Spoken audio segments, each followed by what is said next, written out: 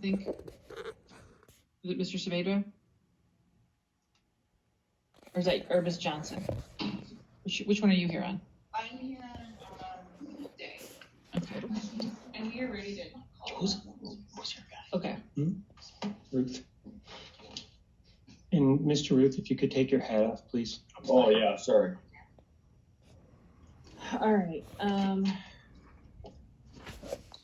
Now calling Derek Darby Ruth, case number 62CR246842. Mr. Ruth is present with his attorney, Matt Mortel. Mr. Ruth joins us from treatment are you at Teen Challenge still? Yes, ma'am. Jorge Saavedra is here on behalf of the state. Mr. Saavedra and Mr. Mortel are in the courtroom with me. We're here for sentencing.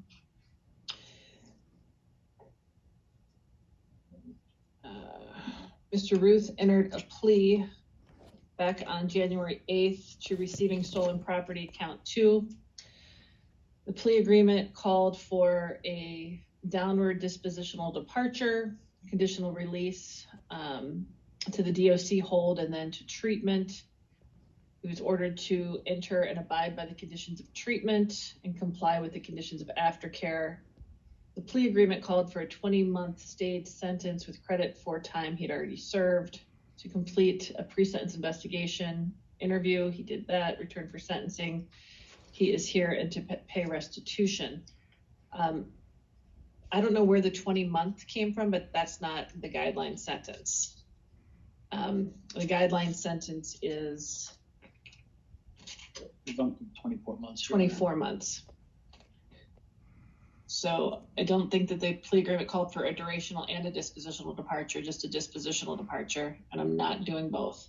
That's correct, Your Honor. The agreement was for a guideline sentence. I would ask for the low end of the box, I suppose, since it looks like we're operating outside of a plea or formal agreement on how much time is stayed, but at this point, we're not asking for a durational departure as well. That was not part of the agreement. I think we may have miscalculated his score. All right, Mr. Saavedra, have you had a chance to review the pre-sentence investigation report? Do you have any additions or corrections? No additions or corrections from the state. Any additions or corrections, Mr. Mortel? No additions or corrections, Your Honor. I did read the victim impact statement and see that there is a request for restitution for the impound amount. Anything additional you would like to tell me with regard to the victim impact statement, or is there a victim here who would like to provide a statement to the court, Mr. Saavedra? Your Honor, the victim here who is named is the owner of the vehicle, but I think it's important to acknowledge that the car was being used by the child of the parties. And who is away at college and caused some substantial distress.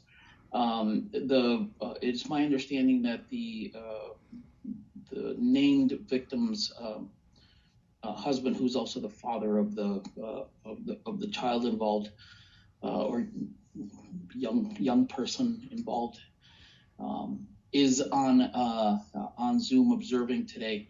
But there is no request to enter a victim impact statement into the record or to make additional victim impact. We would just ask that the court consider the victim impact that has been provided. All right, and I did receive that. I did read that. I do understand how scary that must have been for the parents to receive that call, to have somebody in their son's apartment while he was home. In the midst of finals, away from school at college. I appreciate the victim's mom taking the time to write that letter and the victim's father being here today. Anything else you'd like to tell me prior to sentencing, Mr. Saavedra? Your Honor, we would ask that you sentence in accordance with the plea agreement and that you sentence Mr. Ruth to the presumptive stayed time of 24 months. There is a request for a proposed restitution order in the amount of $240.24. We would ask that the court sign that. All right, Mr. Mortel, anything you'd like to tell me prior to sentencing? Your Honor, first we just ask that you follow the plea agreement. Mr. Ruth has held up his end of the bargain here. As far as it relates to the victim impact statement, I just wanted to comment and say I feel bad for the victim here. No one should have their life invaded like this, and I feel that Mr. Ruth probably feels the same way. He was not the person who entered the house on that night. It was another individual with the initials KS who I don't mean this with any sort of facetious tone, but took Mr. Ruth for a ride that night. He was offering a person addicted to drugs to be complicit in the crime of taking this car. Mr. Ruth knew who this person was, knew who he should have been dealing with, and should have known better than to get in a car when a guy goes somewhere, grabs some car keys and tosses them to him, and then takes him from Mankato to St. Paul just on a whim. All that's to say is that Mr. Ruth put himself in a bad position, but I don't think that he had the malice in his heart in this case to invade these folks' lives and cause harm to them. But he knows what he did wrong here and is accepting the consequences for that. I would just offer the basis for the dispositional departure that Mr. Ruth has entered treatment at Teen Challenge, and by all accounts is doing well. I've been checking in with his counselor periodically, and it sounds like he's being successful there. As it relates to the recommendations of probation, the long-term program at Teen Challenge is, so the short-term is focusing on his substance abuse issues, is my understanding, and the long-term program is more faith-based. I wanted to ask the court to amend probation's recommendation here to say that he is not to leave the long-term program against staff advice, and if he does leave to a suitable alternate placement instead of just being forced to comply with the faith-based program if he finds it is not aligned with his values when he gets there.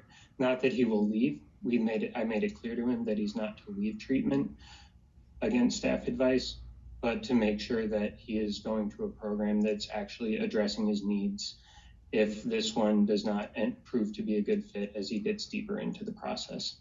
He said he's willing to give it a try, but wanted to be able to have the wiggle room to find an alternate placement and work with probation on an alternate placement should the need arise. All right, anything you'd like to tell me, Mr. Ruth? Yes, ma'am. I just wanted to apologize, firstly, to the victim. I don't know who they are, and I'm sorry that the vehicle was taken. I didn't want to harm you or anything of the sort. I feel tremendously sorry. And to the courts, I just wanted to say that I'm sorry as well. I'm done getting into trouble, and I'm going to be turning my life over, starting with the treatment and then just progressing forward. So that's all I have to say, Your Honor. All right, thank you. I'm going to sentence you in accordance with the plea agreement to 24 months at the Department of Corrections, but I'm going to stay that for a period of 3 years on the following terms and conditions. First, you must contact your probation officer as directed. You may not use or possess any firearms, ammunition, or explosives. You're to follow all state and federal criminal laws. I'm sure your DNA is already on file. You are to sign releases of information so that probation can verify where you are and the progress you are making. You tell your probation officer within 72 hours if you're charged with a new crime. Have no use of non-prescribed drugs or alcohol. You're to complete the short and long-term program at Minnesota Teen Challenge and follow any recommendations, including aftercare, unless your probation officer comes to me with a different plan and I approve it. But this isn't Burger King. You don't get to just pick and choose what you're doing unless and until it's been approved and there's been an appropriate new place that's been found. I take to heart the words of your parole officer, who was a little skeptical about all of this. Mhm. So I'm keeping that in mind, and